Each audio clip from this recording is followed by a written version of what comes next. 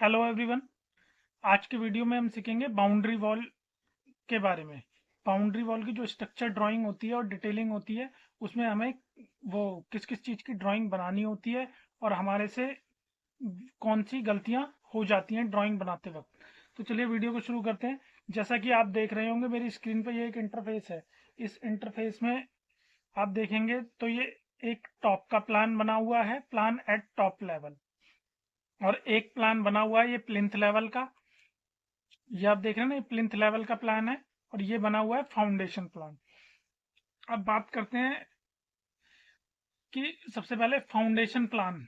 Boundary wall जब भी हम बनाते हैं तो उसके अंदर फाउंडेशन प्लान बनाते वक्त हमें ये ध्यान रखना है, जो बाउंड्री वॉल बन रही है वो मतलब अगर उसके अदर्स प्रॉपर्टी है और रोड है और आप फिर बाउंड्री वॉल बना रहे हो तो असेंट्रिक फाउंडेशन आएगी। बट कहीं कहीं पे ऐसा होता है, बीच में बाउंड्री वॉल बन रही होती है पार्टीशन के लिए, तो वहां पे आप बाउंड्री वॉल में आइसोलेटेड फुटिंग प्रोवाइड कर सकते हो, जैसे कि मैंने दी है। मैंने यहाँ पे आइसोलेटेड फुटिंग प्रोवाइड करी है बाउंड्री वॉल में। मोस्टली लोग क्या करते हैं, ये नहीं देखते कि बाउंड्री वॉल बन कहाँ पे रही है और उसके अंदर असेंट्रिक फुटिंग डाल देते हैं। ऐसा नहीं है। बाउंड्री वॉल अगर किसी ड्रेन के किनारे बन रही है या रोड के किनारे बन रही है तो वहां पे आप आइसोलेटेड फाउंडेशन दे सकते हो। बट अगर वो कहीं पे जहाँ पे ड्रेन के किनारे या अगर आपके पास स्पेस अदर्स प्रॉपर्टी है उसके चारों साइड में तो आप असेंट्रिक फाउंडेशन प्रोवाइड करोगे। बट अगर कहीं इंटरनल वॉल बन रही है, बाउंड्री वॉल, तो वहां पे आप आइसोलेटेड फुटिंग दे सकते हो। मैंने 1500 बाई 1500 की फुटिंग लगाई है इसमें। आप देखेंगे ये जिनकी स्पेसिंग है वो 32-35, वो 3.2 मीटर अप्रोक्सीमेट, 3.2 3.2। और 1500 बाई 1500 5 फीट बाई 5 फीट की। और कॉलम दिया हुआ है 300 बाई 230 का। कॉलम डिटेलिंग C1 सबके आगे मैंने मार्क कर दिया है। और इसका सरिया प्रोवाइड करा है 4 12 4 12। टोटल 8 12 डाया के सरिये हैं 230 बाई 300 के कॉलम में। ठीक है। और ये है मेरी प्लिंथ की बीम।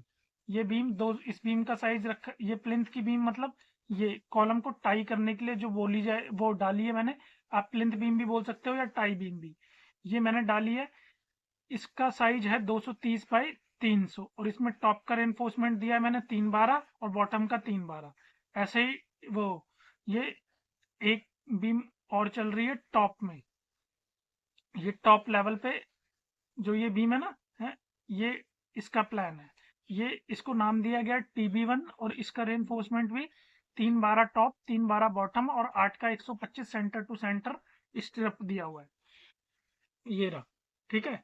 अब बात करते हैं इसका सेक्शन। जो मैंने इसका सेक्शन कट करा है, अगर आप देखेंगे ये सेंटर में से सेक्शन अगर मैं आपको दिखाऊं यहां से, तो यहाँ पे सेक्शन बनेगा ऐसा। 0 0 लेवल पे ये प्लिंथ बीम आएगी मेरी, प्लिंथ बीम। और उसके ऊपर ब्रिक वर्क होगा और उसके टॉप पे जाके टाई बीम आएगी। ये तो हो गया जहां पे कॉलम नहीं आ रहा वहां का सेक्शन। हमेशा इसमें दो सेक्शन बनते हैं। एक बीच में से देना पड़ेगा आपके कॉलम, दो कॉलम के बीच में से सेंटर कट करके वो सेंटर में से, और एक देना पड़ेगा क्या बोलते हैं टिपिकल कॉलम का एलिवेशन। जैसे कि ये टिपिकल कॉलम का एलिवेशन, अगर मैं इसको यहाँ से खड़े होकर देख रहा हूँ, सपोज यहाँ से कट करा है मैंने इसको, ये यहाँ से कट करा हुआ है। ठीक है। यहाँ से कट करा है मैंने सेक्शन।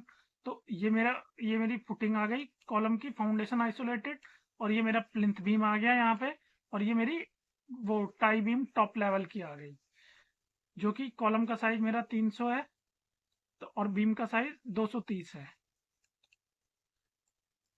तो आप भी, और इसकी जो मैं फाउंडेशन को नीचे लेके जा रहा हूँ 0 0 लेवल से 1500 लेकर गया हूँ। ये मतलब हर केस में अलग अलग हो सकती है। ये बाउंड्री वॉल की हाइट के ऊपर डिपेंड करती है। मेरी हाइट यहाँ पे 2100 है। 2100 मतलब 7 फीट। तो 7 फीट के लिए मैं 1500 नीचे लेके जा रहा हूँ। अगर आपकी हाइट 3 मीटर जाती है या उससे भी ज्यादा जाती है तो ये डिस्टेंस बढ़ सकता है। ठीक है। 1500 की जगह 2 मीटर भी हो सकता है। या ये मतलब वहां पे जो सॉयल होगी उसके ऊपर डिपेंड करेगा कि कैसी सॉयल है आपकी। और ये रिंग की डिटेल है। तो जैसा कि मैंने आपको बताया, जो मोस्टली लोग इसमें गलतियां करते हैं, सबसे पहले आपको ये देखना है कि वो बाउंड्री वॉल बन कहाँ पे रही है। अगर प्लॉट के चारों तरफ बन रही है और अदर्स प्रॉपर्टी है तो असेंट्रिक, अगर कहीं बीच में बन रही है तो आइसोलेटेड फुटिंग डालोगे आप। बाकी हम नेक्स्ट वीडियो में कुछ और सीखेंगे। अगर आपको मेरी वीडियो अच्छी लगी हो और आपने कुछ सीखा हो तो मेरे चैनल को लाइक सब्सक्राइब जरूर करें। Thank you so much.